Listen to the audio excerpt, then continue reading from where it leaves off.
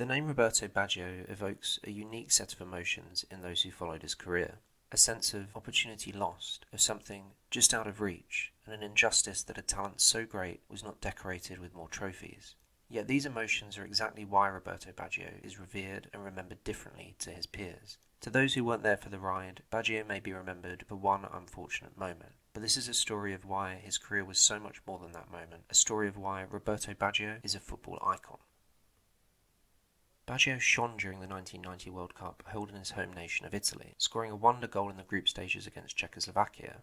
Italy were ultimately knocked out in the semi-finals against Argentina in a penalty shootout, where Baggio was one of Italy's 3 scorers. Their opponent's winning penalty was scored by another legend, Maradona, who was playing at his home-from-home, the Stadio San Paolo in Naples. At 23 years of age, at the 1990 World Cup, Baggio kick-started a story which felt like it was steeped in destiny.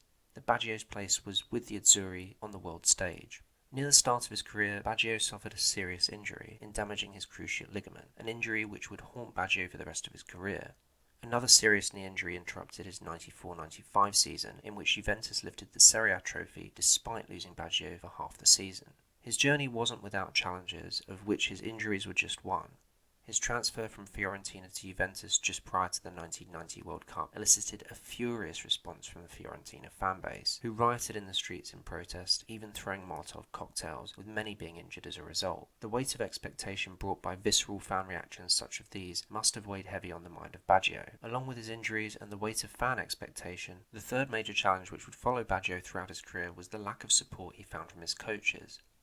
Trapattoni, Lippi, Capello, the list of detractors is long, and this is not a list of nobodies, but rather of great Italian managers. This was probably the most damning challenge which Baggio would face, and it was not a reflection of his quality, but rather his style. He was a man who was seen as a luxury rather than a necessity, which was something that could never fully be accepted by his fans or the players around him. Zidane perhaps said it best when he said, "Baggio on the bench, it's something I will never understand in my lifetime." Despite these challenges, in the 4 years before the next World Cup, Baggio would triumph in Europe with Juventus, winning the UEFA Cup in 1993, the same year in which he received the greatest individual accolade in world football, the Ballon d'Or. The stage was set and destiny seemed ready to pay out. But in the group stages, Italy did not shine. They lost against a Republic of Ireland side who were there only to make up the numbers. They could only scrape past Norway and fashion a draw against Mexico. It was not a strong start, and Baggio himself had not managed to get on the scoresheet. That all changed in the knockout stages, where Baggio came alive. He would score 5 goals in the next 3 games, scoring the winner first against Nigeria, then Spain, and finally scoring the 2 goals against Bulgaria, which booked Italy their place in the final. Their opponents there would be 3-time champions Brazil. The final itself was a disappointment. In the scorching Los Angeles heat, the teams played out a 0-0 draw through extra time and left a penalty shootout to determine the winner. It wasn't the final which the world imagined might ignite interest in soccer in North America. Baggio and the team had previously experienced defeat in the 1990 World Cup in a penalty shootout. Here in the USA, that must have been in their minds. Baggio himself had been playing through injury, under circumstances which Francesco Totti would later describe as playing on one leg. It was with that leg that Baggio was asked to take a potentially decisive penalty. Baresi had already missed, meaning that if Baggio were to miss, then Brazil would be champions. It's a moment which Baggio is remembered for by many, not the miss itself, but the aftermath. The image of a man with his hands on his hips, the fallen hero with nowhere to hide. It's a painful image. This moment in hindsight was something of a transformation point in Baggio's career. There was doubt now that he would ever achieve what was expected of him. There was a change in what this career represented, a change from titles and individual accolades to moments and feeling. Modern football fans are witnessing the twilight years of Messi and Ronaldo, players with 9 European Cups and 10 Ballon d'Ors between them. These modern fans may struggle to understand Baggio as one of the greatest of all time.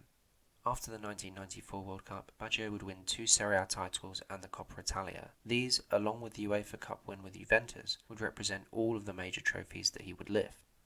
Throughout the rest of Baggio's career, there was a hope and a longing from fans for him to complete the hero's journey with a comeback and a triumph on the world stage. It didn't happen that way.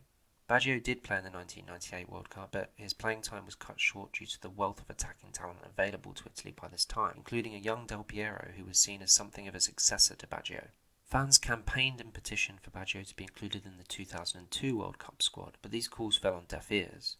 Del Piero would again be included, now joined by another talent birthed from Baggio's shadow, Francesco Totti.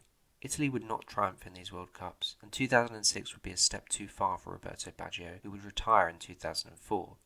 The great sadness and irony is that Italy, amidst domestic controversy surrounding match fixing, would go on to lift the trophy in 2006 as a retired Baggio watched from home. Baggio did not leave a legacy of triumph. Instead, we think back to that goal against Czechoslovakia in 1990, the mazy weaving runs that he would make for Vicenza, Fiorentina, Juventus, Milan, Bologna, Inter, and Brescia. The way he would glide around the pitch, absent of unnecessary movements or showboating, but instead with a graceful efficiency, leaving opponents lost or grounded around him.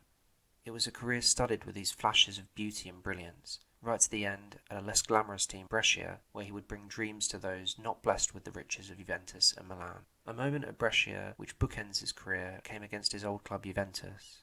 In the 86th minute, Andrea Pirlo would pick up the ball at the halfway line and play a perfectly lofted pass. It seemed that time slowed down as the ball arced over the Juventus defence. Baggio watched the ball come over his shoulder and with one touch controlled it and took it around the goalkeeper. One touch and the ball was fully under his spell, an empty net beckoned, and Baggio stroked the ball into the goal. Baggio is now spoken of with this beautiful imagery, almost religious in its tone, his autobiography named A Goal in the Sky, his nickname The Divine Ponytail. As Aldo Agroppi once put it, the angels sing in his legs. It is for this gift that Baggio should be remembered, and that magic which he weaved makes him one of the greatest of all time, and that's why Roberto Baggio is a football icon.